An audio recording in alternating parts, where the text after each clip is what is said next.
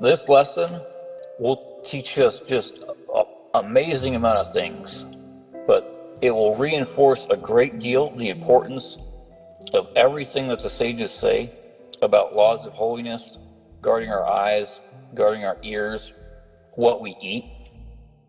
And one of the core fundamental concepts in the Torah that Rabbi Reuven says in the name of the sages that needs constant strengthening is there is a bracha u'kala. There is a blessing and there is a curse.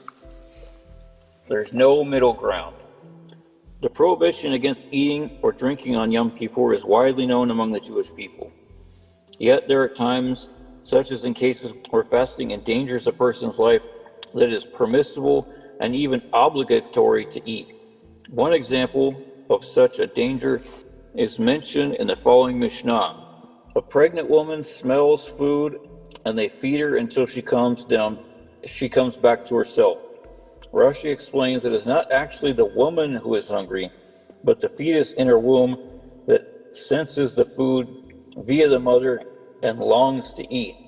Now, Rashi's commentary to the Mishnah was 900 years ago, but the Mishnah is like 2,400 years ago. If the mother refrains from eating, she may put both herself and her baby in danger.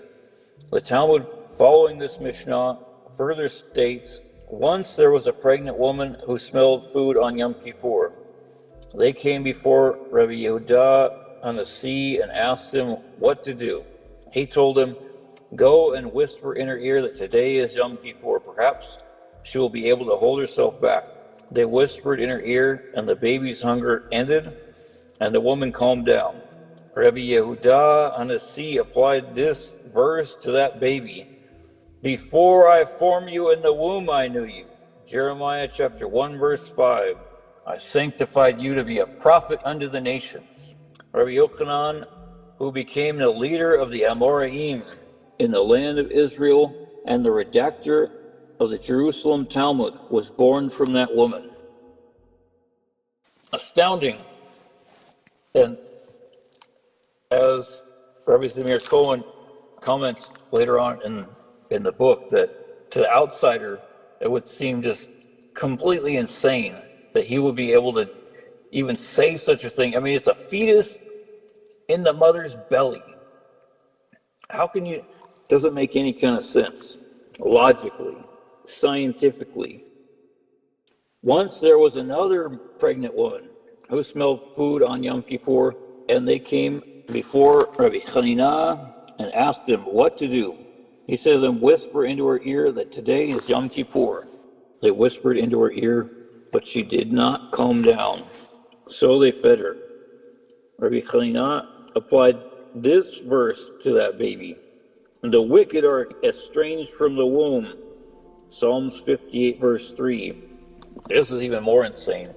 Okay, it's crazy enough you're going to say that the one baby is going to be not just a righteous person, but like as close to you as you can get to a prophet. But now, just because the woman ate on Yom Kippur, her baby is going to be a Rasha, estranged from the womb. Shabtai, king of fruits, who would hoard produce in order to price gouge, was born from that woman. In other words, it was possible in these instances to judge the baby's future personalities and characteristics based on their behavior in the womb. One can imagine that if scientists across the generations had known of these Talmudic teachings, they would have responded with arrogance and dismay, saying something like, a baby in its mother's womb is merely a chunk of slowly developing flesh without any characteristics it will develop after birth. How can you say that it knows what is happening outside the womb? Can it hear whispers in its mother's ear? And can it even calm it down? Yes. The sages knew absolutely. Thousands of years before modern science discovered this through medical devices and registered all these things. The rabbis knew this stuff. Halakha LaMoshe Misinai. God gave Moses the Oral Torah as an intimate and vital component of the written Torah. Without the Oral Torah, you cannot read even one letter, one word, one verse.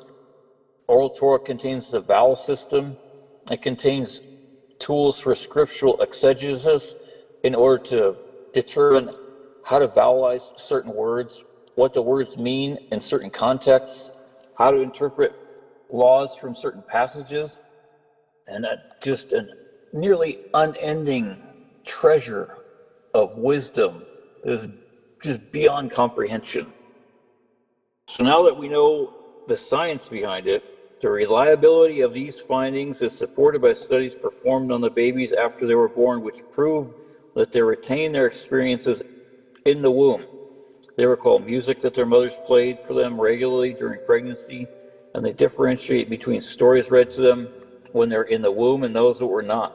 While many of us might still believe that these complex creatures only begin their actual existence from the moment of birth, the fact all suggests that birth is only a continuation of a miraculous process started in the womb long before the child is born.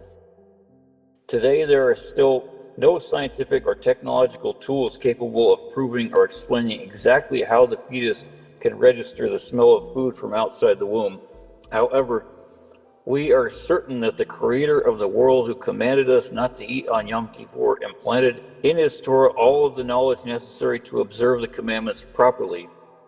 Thus, because the Talmud states that the fetus smells and has a sense of hunger, we allow the mother to eat on Yom Kippur in order to preserve both her life and that of her unborn child. For the commandment of saving a life overrides that of fasting on Yom Kippur. Furthermore, in addition to their knowledge of the desires and abilities of the fetus, the sages also knew that the fetus could hear and even understand. When people whispered into the mother's ear that the day was Yom Kippur and the fetus was calmed, they knew that it was destined for a good future. Whereas when they whispered in the mother's ear and the fetus did not calm down, they took it as a bad sign for the baby's personality. For on some innate level, it surely heard, understood, and decided what to do.